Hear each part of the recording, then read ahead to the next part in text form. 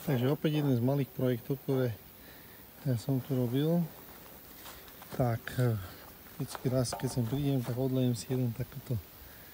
Typujete správne, že to je vyvýšený záhon, výška približne 30 cm. Toto som už tam nakladoval nejaké to seno. Máme tu 1, 2, 3 vyvýšené záhony, ktorých sa potom bude pestovať. Na spodok toho je samozrejme krtková fólia, aby mi tam krtkovia nepredliezali, aby to mohol som tam v pohode pestovať užitkové rastliny.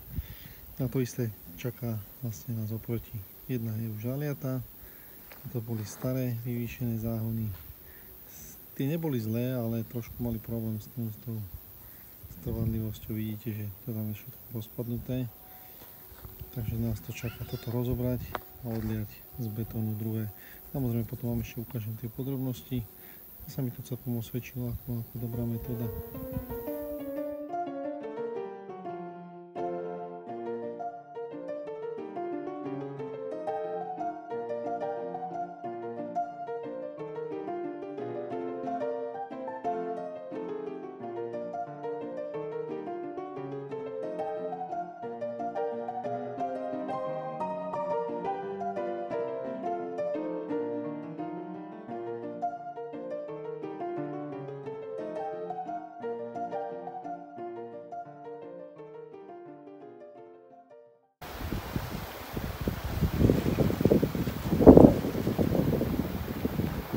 Takže pozemoček máme vyčistený, pôvodný, čo sme zalievali minule, je odšalovaný, a toto je príprava nového šalovania.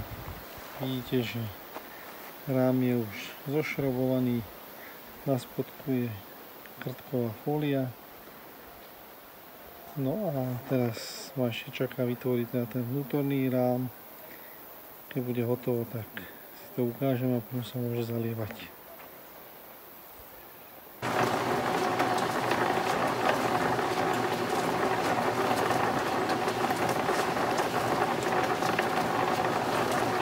Čo robíš, Jubinka? Povedz, čo sa to robí? Miešačka? A čo robíš v miešačke? Čo tam dávaš? Čo dávaš do miešačky? Štrk. A čo bude z toho? Bude z toho betón, že? A urobíme z toho ten vyvýšený záhon, áno?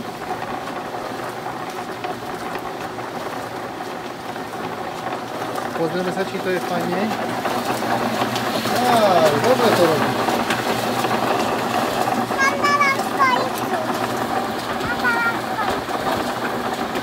Toho štrku tam dávaš, hej? Dávaš tam štrk?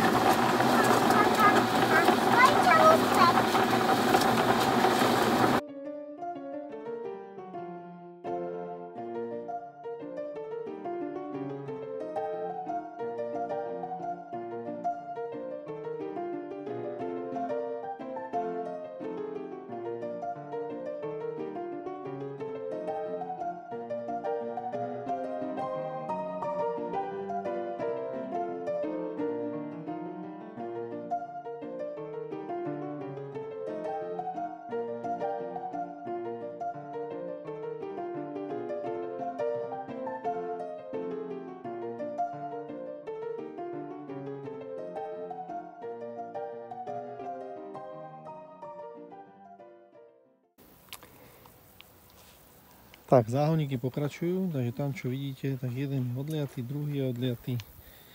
No a teraz ten tretí je pripravený. Za chvíľku budeme odlievať. Takže vidíte, vzdialenosť medzi nimi je 6 cm. Je to presne okolo tohto pliešku, no ten nám to vymedzuje, aby to bolo všade rovnako.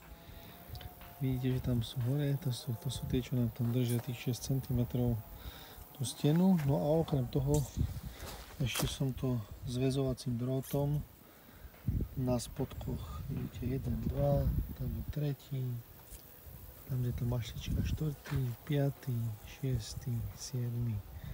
To nám stiahuje ten spodok, aby sa nahore to nerozišlo, pretože na hore by mohlo stať, ale keď to budem udusávať, tak aby aj dole mi to nerozišlo, by sa mi to, dáme tomu dole nerozišlo takto a hore by ostalo úzke. tak preto sú tam tie drôty pomocné, ale to sa bežne používa pri žalovaní. Dobre, takže toto máme pripravené a môžeme ísť odlievať.